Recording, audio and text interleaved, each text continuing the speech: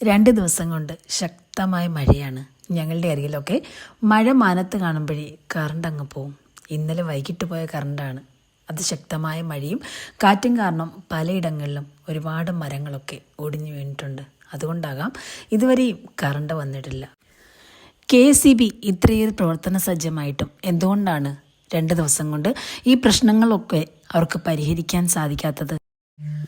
സ്വാഭാവികമായിട്ടും മഴയും കാറ്റും ഒക്കെ വരുന്ന സമയത്ത് അവരുടെയൊക്കെ ജോലിഭാരം ഇത്തിരി ഏറിയേക്കാം. പക്ഷേ ബില്ലടയ്ക്കുന്ന മനുഷ്യരും അവരും ജോലി ചെയ്തല്ലേ ഈ പണമൊക്കെ ഉണ്ടാക്കി ബിൽ തുക നൽകുന്നത്. ഒരു മാസം ഫുള്ളായിട്ട് കറണ്ട് ഇല്ലെങ്കിൽ പോലും കറണ്ട് ബില്ലിന് ഒരു മാറ്റവും ഉണ്ടാകില്ല. 2 ദിവസം കൊണ്ട് എത്രയോ ജനങ്ങൾ ആകെ ഇരുട്ടിലാണ്. എന്തുമാത്രം ബുദ്ധിമുട്ടാണ് മനുഷ്യൻ സഹിക്കുന്നത്. എത്രമാത്രം ജീവനക്കാരാണ് KSEBിൽ വർക്ക് ചെയ്യുന്നത്. ടൗൺ ഏരിയയിലൊക്കെ കറണ്ട് വന്നു കഴിഞ്ഞു. ഗ്രാമപ്രദേശങ്ങളെ ഒരു സമയം കഴിയുമ്പോൾ അവരങ്ങ് ഒഴിവാക്കുകയാണ്. ഞങ്ങൾ താമസിക്കുന്ന 5 അസുരമംഗലം മേഖലയിൽ മഴ മാനത്ത് കാണുമ്പോൾ തന്നെ കറണ്ട് ചാഞ്ചാട്ടം തുടങ്ങും. എത്രയോ ദിവസം കൊണ്ട് ഇതാണ് അവസ്ഥ. മിക്ക ദിവസങ്ങളിലും രാത്രിയിൽ കറണ്ട് സ്ഥിരമായി കാണില്ല. വന്നും പോയും നിൽക്കുകയുണ്ടാകും. പിന്നീട് KSEBിലേക്ക് വിളിച്ചു കഴിഞ്ഞാൽ കോൾ കിട്ടുന്നത് തന്നെ ബുദ്ധിമുട്ടാണ്. എത്രയൊക്കെ കറണ്ട് ഇല്ലെങ്കിലും ബില്ല് വരുമ്പോൾ ഒരു കുറവുമില്ല. കഴിഞ്ഞ മാസത്തെ അതേ ബില്ല് തന്നെ ആയിരിക്കും. അതിന് ഗവൺമെൻറ്റിന് ഒരു മാറ്റവും വരുത്താൻ സാധിക്കാറില്ല.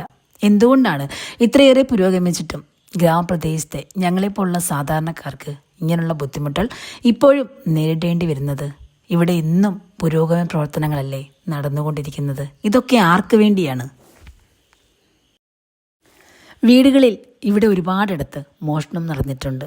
ഞാനും അതിന് പരാതി കൊടുത്ത ഒരാളാണ്. എന്നിട്ട് പോലും അതൊന്ന് കണ്ടെത്തി തരാൻ ഇവിടുത്തെ നിയമത്തിന് സാധിച്ചിട്ടില്ല. CCTV ദൃശ്യമില്ലാത്തത് കാരണം അവർക്കൊന്നും ചെയ്യാൻ കഴിയില്ലത്രേ. ഇങ്ങനെ എന്തെല്ലാം സംഭവങ്ങൾ ഇവിടെ നമ്മളൊക്കെ അനുഭവിച്ചു പോകുന്നു. കറണ്ടില്ലാത്ത പക്ഷം KSEBയോട് വിളിച്ചു പറഞ്ഞാൽ അതിനും പരിഹാരമില്ല.